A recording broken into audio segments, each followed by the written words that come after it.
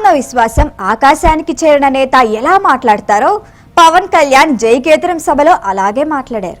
2014లో ఒక్కడినై కదిలి పార్టీ పెట్టి ఓటమికి భయపడకుండా పోరాటం చేసి 2024 జనసేనతో పాటు 40 ఏళ్ల టీడీపీని అలాగే రాష్ట్రంలో దేశంలో ఎన్డీఏ నిలబెట్టామని సగర్వంగా ప్రకటించుకున్నారు. అసెంబ్లీ గేటు కూడా తాకనివ్వమని తొడలు కొట్టిన వారిని ఎదిరించి 151 స్థానాల్ని 11 స్థానాలకి దింపి 100% స్ట్రైక్ రేటు సాధించడాన్ని పవన్ ఎలుగెత్తి మరీ జయకేతనం చేశారు. తొడలుగొట్టిన వారి తొడలు బద్దలు కొట్టామని పవన్ సింహనాదం చేశారు. అన్ని ఒక్కడే 2014లో జనసేన పార్టీని స్థాపించాం. భావ తీవ్రత ఉంది గనుకే 2018లో పోరాట యాత్ర చేశాం. ఓటమి భయం లేదు కాబట్టే 2019లో పోటీ చేశాం. ఓడినా అడుగు ముందుకే వేశాం. మనం నిలబడ్డాం, పార్టీని నిలబెట్టాం. మనం నిలదొక్కుకోవటమే కాకుండా 4 దశాబ్దాల టీడీపీ పార్టీని కూడా నిలబెట్టాం. మనం ఓడినప్పుడు 2019లో మీసాలు మెలేశారు, జబ్బలు చరిచారు, తొడలు కొట్టారు, మన ఆడపడుచుల్ని అవమానించారు, ప్రజల్ని నిరంతరం హింసించారు. ఇదే న్యాయం అని మన నాయకులు, మన జన సైనికులు, మన వీర మహిళలు అందరూ అడిగితే గొంతెత్తితే వారిపైన కేసులు పెట్టారు, జైళ్ళల్లో పెట్టారు, నిర్బంధంలో తోశారు. ఈ ఎన్నికల్లో అసెంబ్లీ గేటును కూడా తాకలేవు అని మనల్ని ఛాలెంజ్ చేసి చరిచిన ఆ తొడల్ని బద్దలు కొట్టాం. ఏం చేశాం? బద్దలు కొట్టి ఆంధ్రప్రదేశ్ అసెంబ్లీలో 21 మంది ఎమ్మెల్యేలతోటి, పార్లమెంటులో 2 ఎంపీలతోటి అడుగు పెట్టాం. దేశమంతా తల తిప్పి తిరిగి చూసేలా 100% స్ట్రైక్ రేట్తో ఘన విజయం సాధించాం. ఎన్డీఏ కూటమి ప్రభుత్వాన్ని నిలబెట్టాం. ఈరోజు జయకేతనం ఎగరేస్తున్నాం. జై జనసేన. పవన్ కళ్యాణ్ అనేక అంశాలపై తన ప్రసంగంలో స్పష్టత ఇచ్చారు. Pawan Kalyan leftist, rightist, scientist అని పదే రకరకాలుగా రాస్తున్నారు.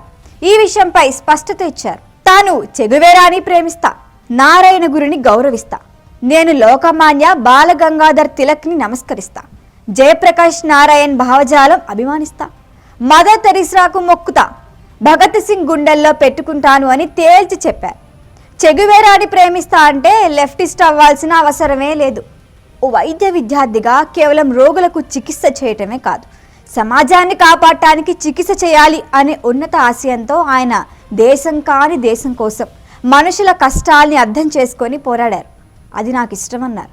నేను మనుషుల్లో ఉండే గొప్పదనాన్ని ప్రేమిస్తా, ఆరాధిస్తా, మంచి ఎక్కడున్నా తీసుకుంటా, అదే తన సిద్ధాంతం అని పవన్ తేల్చి చెప్పారు. పవన్ కళ్యాణ్ సిద్ధాంతాలు మార్చేవాడే అయితే ఈ దశాబ్ద కాల ప్రయాణం ఎలా సాధ్యమని ప్రశ్నించారు. అందరూ చాలామంది అనుకుంటారు కదా, ఎందుకు నాకు చెగువేరా ఇష్టం అంటే అది కమ్యూనిజమో మావోయిజమో కాదు. ఒకడు డాక్టర్ అయ్యండి, శారీరక రుగ్మతలు వస్తే బాగు చేసే డాక్టరు సమాజానికి పట్టే రుగ్మతలను ఎవడు బాగు చేస్తాడు అని చెప్పి డాక్టర్ వృత్తి వదిలి విప్లవకారుడు అయ్యాడు చూసారా, ఆ భావన నాకు ఇష్టం చెగువేరాలో. అంతేకాదు అతను మావోయిస్టో కమ్యూనిస్టో అని కాదు, గెరిల్లా అని కాదు. ఆ మానవీయ కోణం నాకు నచ్చి దాన్ని ఇష్టపడ్డాను చెగువేరాను. రాజకీయ పోరాటం చేయగలిగే సత్తానిచ్చినాయి. ఈ రోజున 100% స్ట్రైకింగ్ రేట్తో జైకేతనాన్ని ఎగరేస్తున్నాం ఈ రోజునంటే జనసేన 7 మూల సిద్ధాంతాలే కారణం. మొన్న మన జనసేన ఆవిర్భావ దినోత్సవం అని అనగానే పవన్ కళ్యాణ్ నేను ఎంత పేరుందో నాకే తెలీదు. ఇంగ్లీష్ పేపర్లో కూడా రాస్తారా నా పేరు అనుకుంటాను అప్పుడప్పుడు. ఏదో నేషనల్ పేపర్లో ఢిల్లీ నుంచి ఎవరో తెలుగు జర్నలిస్ట్ పంపించలా, హిందీ జర్నలిస్ట్ పంపించారు నాకు. Pawan Kalyan changes his ideology left, right and centre అని. అంటే వీడి అవసరాలకి ఎలా పడితే అలా మార్చేస్తాడని నాకు అనిపించింది. అలా ఎలా పడితే అలా మార్చేసేవాడు 11 సంవత్సరాలు పార్టీని నడపగలడా? 7 సినిమాలతోటి సూపర్ స్టార్డమ్ రాగలదా? నేను వద్దనుకున్నా ఓజీ అని అంటూ ఉంటారు, అవన్నీ వస్తాయా? 2007లో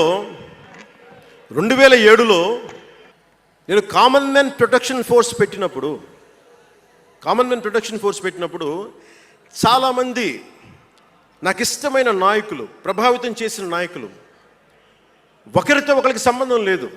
ఒకళ్ళు నారాయణ గురు అయితే ఇంకొకళ్ళు షెగువేరా, ఒకళ్ళు జయప్రకాష్ నారాయణ అయితే ఇంకొకళ్ళు లోకమాన్య బాలగంగాధర్ తిలక్, ఒకళ్ళు మదర్ తెరీసా అయితే ఇంకో వైపున భగత్ సింగ్. ఆ రోజు నన్ను అందరూ అన్నారు, నీకేంటి ఇంత పిచ్చి ఏంటి, నీకు కన్ఫ్యూజ్డ్ ఐడియాలజీ నీది అంటే నేను రోజు చెప్పలేకపోయాను అందరికీ.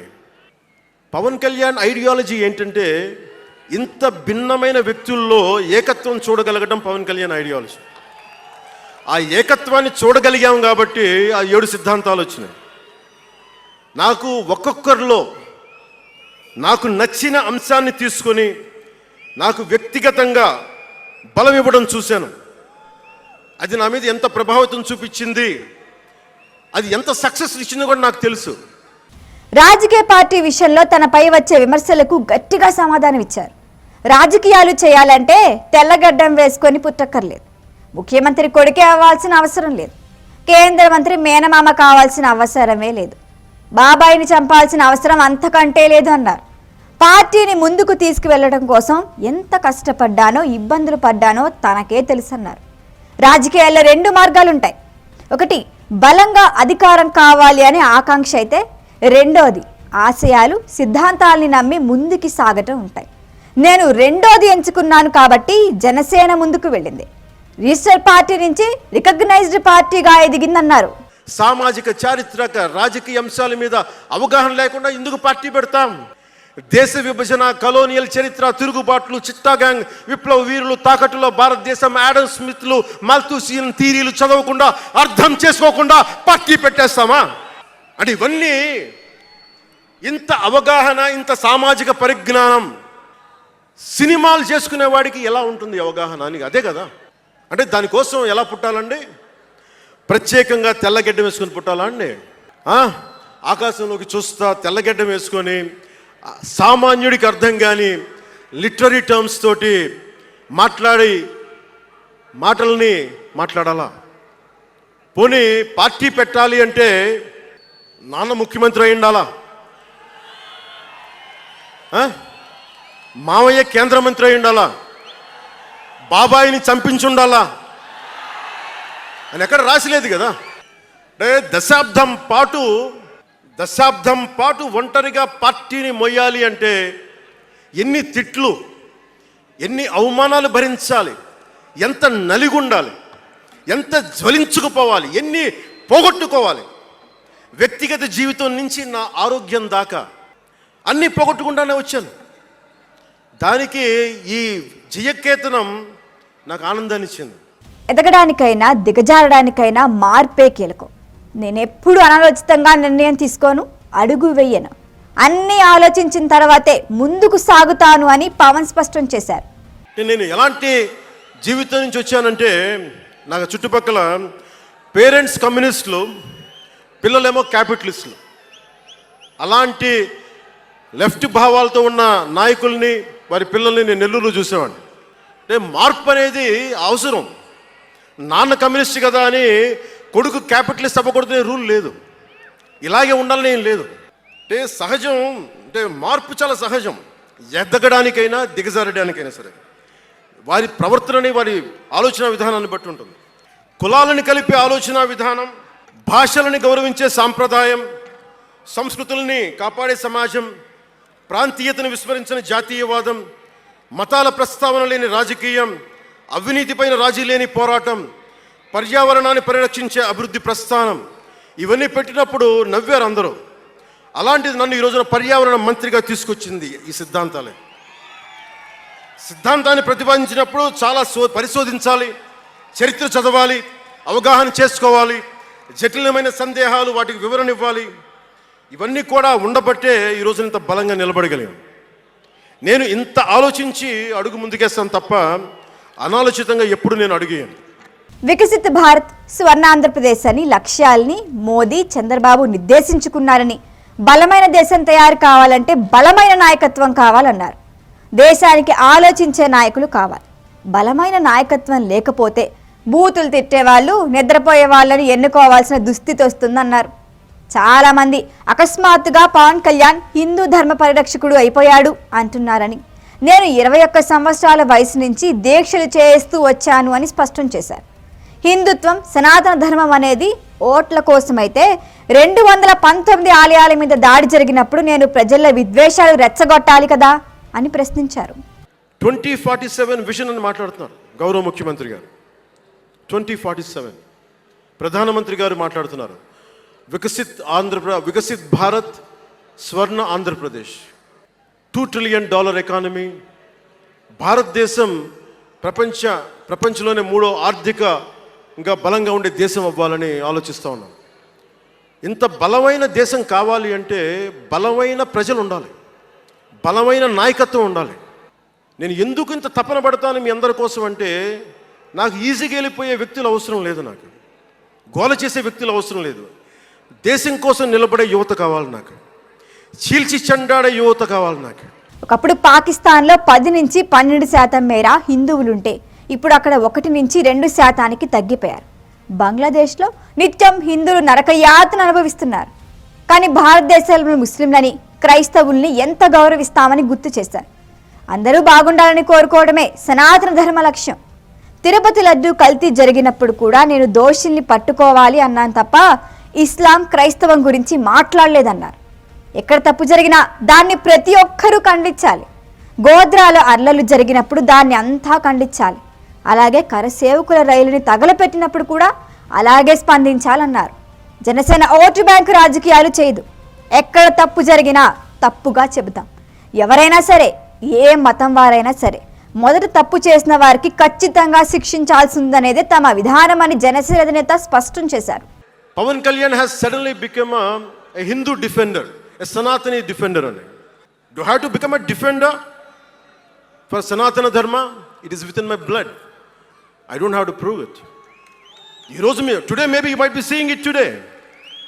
Always I had it in my blood. నేను 21 yearsలో కూడా 14 ఏళ్ల వయసు నుంచి right from the age of 14 I was doing దీక్ష. 14 సంవత్సరాల నుంచి ఎప్పుడు అయ్యప్ప దీక్ష చేసేవాడిని. మొన్నే మా అన్నయ్య, మా నాగబాబు, మా అమ్మ, నేను ఒక ఫోటో చూపించారు ఎవరో. నేను కాషాయ బట్టలో ఉన్నా. మా అన్నయ్య, మా పెద్దన్నయ్య, మా చిన్నయ్య, మా పెద్దన్నయ్య, మా అమ్మ నవ్వుతూ ఉన్నారు. నేను ఈ ఫోటో ఎలా పెట్టానంటే, ఏంటి జీవితం, వైరాగ్యంతో ఉండేవాడు. అంటే నేను నా ధర్మం మీద నాకు అంత గౌరవం. సో నాకు మీరెవరూ కొత్తగా సర్టిఫికేట్లు ఇవ్వాల్సిన అవసరం లేదు, నేను మీకు ప్రూవ్ చేసుకోవాల్సిన అవసరం అంతకంటే లేదు. సడన్గా నువ్వు తిరుపతి లడ్డూలు కల్తీ అయిపోతే నువ్వు ఎర్ర బట్టలు వేసుకొని ఇవన్నీ మాట్లాడుతున్నావు అంటే, నేను చెప్పండి, మీరు ఇప్పుడు దాకా 219 టెంపుల్స్, 219 టెంపుల్స్ అపవిత్రం చేస్తే, మన అంతర్వేది రథాన్ని తగలబెడితే నేను వచ్చిండొచ్చు కదా.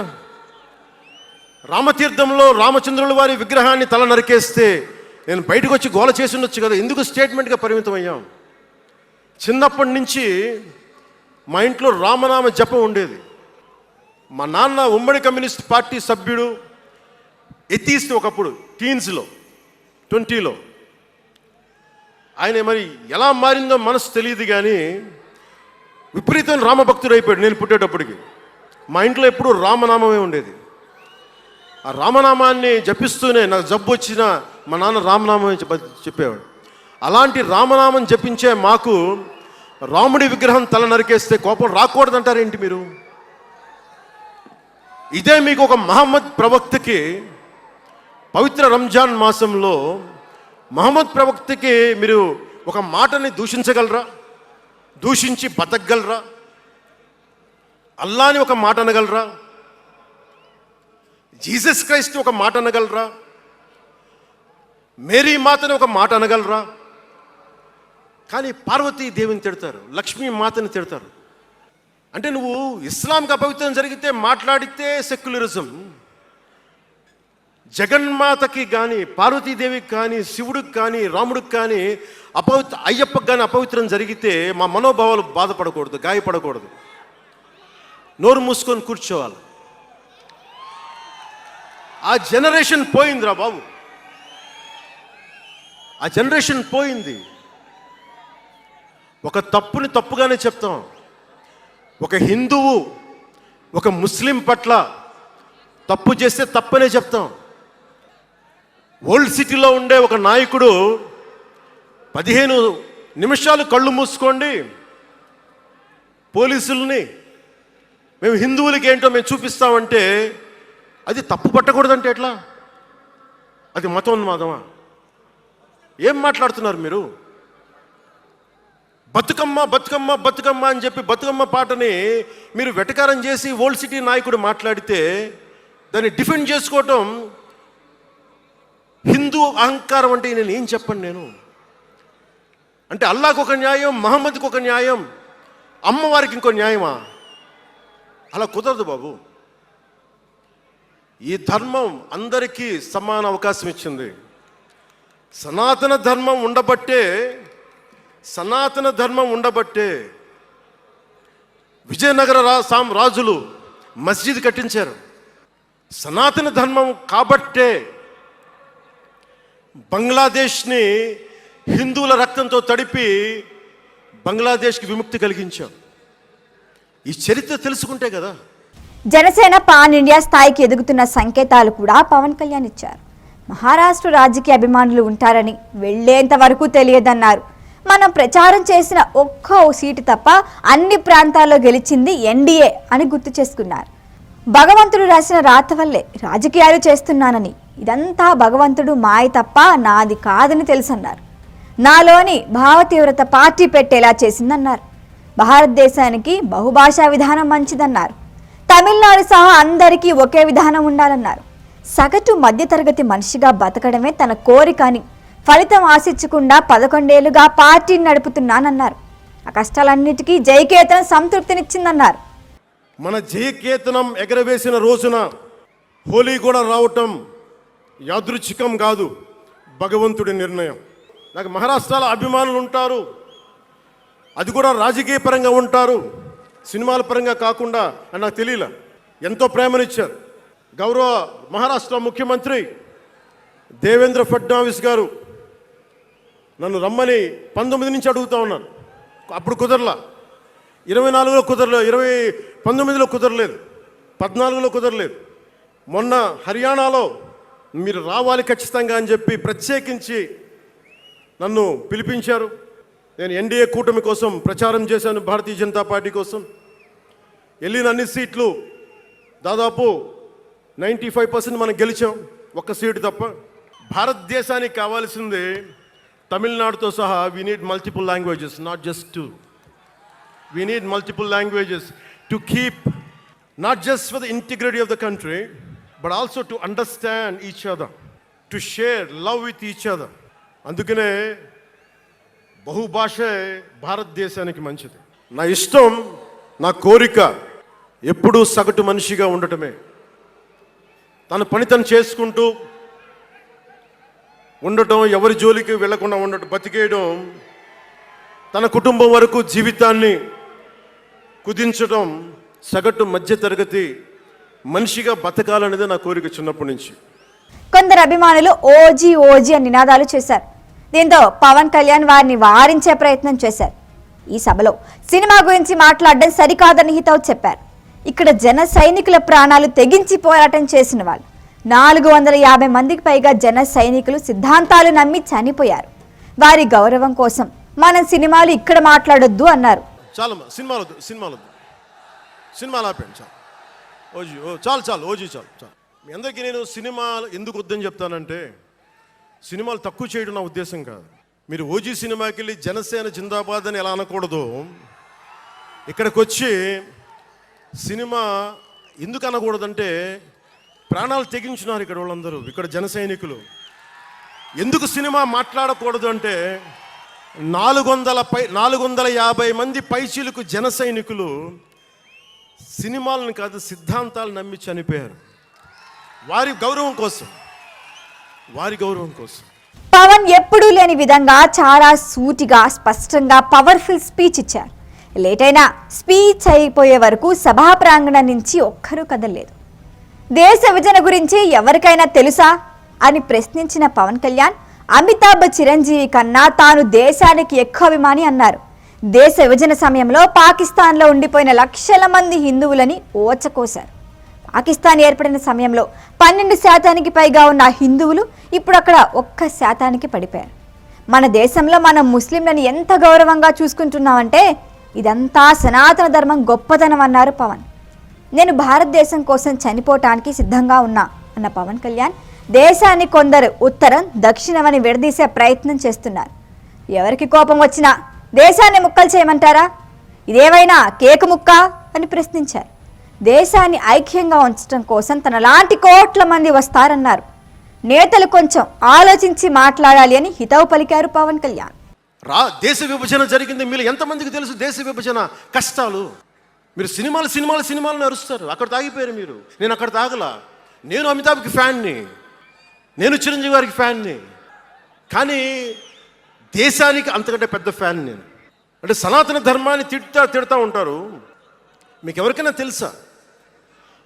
పాకిస్తాన్ ఫస్ట్ లా మినిస్టర్ దళిత కమ్యూనిటీకి చెందిన జోగేంద్రనాథ్ మండల్.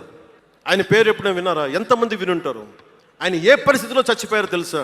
ఆయన నేను భారతదేశాన్ని నమ్మను, పాకిస్తాన్ని నమ్ముతాను అంటే అంబేద్కర్ గారితో సహా చాలామంది వద్దని చెప్పినా కానీ ఆయన పాకిస్తాన్కి వెళ్ళిపోయి దాన్ని బంగ్లాదేశ్లో చాలా హిందూ జిల్లాలు కలిపేసి ఆయన దళిత కులాల నుంచి వచ్చిన వ్యక్తి.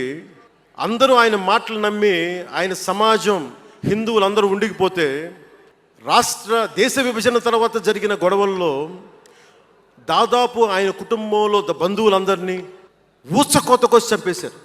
పాకిస్తాన్ లా మినిస్టర్గా వెళ్ళిన వ్యక్తి భారతదేశానికి తిరిగి కాందీసుకుడుగా వచ్చి చనిపోయారు ఆయన. అంటే ఏం చెప్తున్నది ఇది? 10-12% ఉండే హిందువులు పాకిస్తాన్లో, 10-12% ఉండే హిందువులు ఉండే పాకిస్తాన్లో, బెలూచిస్తాన్లో అంతమంది ఉండే హిందువులు ఈ రోజున 1%-2% పడిపోయారు. బంగ్లాదేశ్ గొడవల నుంచి హిందువులు పారిపోతున్నారు. మన దేశంలో అలా జరిగిందా? ఎంత మర్యాద ఇస్తాం ఇస్లాంకి? నా దగ్గర ఉండే వ్యక్తులను అడగండి, ఇస్లాం పాటించే నా దగ్గర ఉండే నా సన్నిహితులను అడగండి. ఇది పవన్ కళ్యాణ్ గొప్పతనం కాదు, సనాతన ధర్మం నాకు నేర్పింది ఇది. నువ్వు రాముణ్ణి ఆరాధించు, అల్లాని గౌరవించు, అల్లాని ద్వేషించమని మాకు సనాతన ధర్మం చెప్పలా. ఇది చెప్పాలి, అర్థం చేసుకోవాలి. ఇది నేను ఎవరిని నిందించట్లా. తిరుపతి కల్తీ లడ్డు చేస్తే నేను ముస్లింలను నిందించలా, క్రిస్టియన్లను నిందించలా. నేను నిందించింది దోషుల్ని పట్టుకోమని. చివరికి ఏం తేలారు? వాళ్ళందరూ హిందువులే కదా. నేను మాట్లాడుతుంది ఇది. This is secularism. If there is true secularism, మన నాయకులందరికీ చెప్తున్నాను, మీ అందరికీ చెప్తున్నాను, true secularism should be applied in the true spirit, not for damn convenient vote bank politics. Don't do it. Janasena is not for it. ఒక తప్పుని తప్పుగానే చెప్తాం. ఈ వీడియో కనుక మీకు నచ్చినట్టయితే లైక్ చేయండి, షేర్ చేయండి, సబ్స్క్రైబ్ చేయండి. అలాగే పక్కనే ఉన్న బెల్ ఐకాన్ని క్లిక్ చేయండి.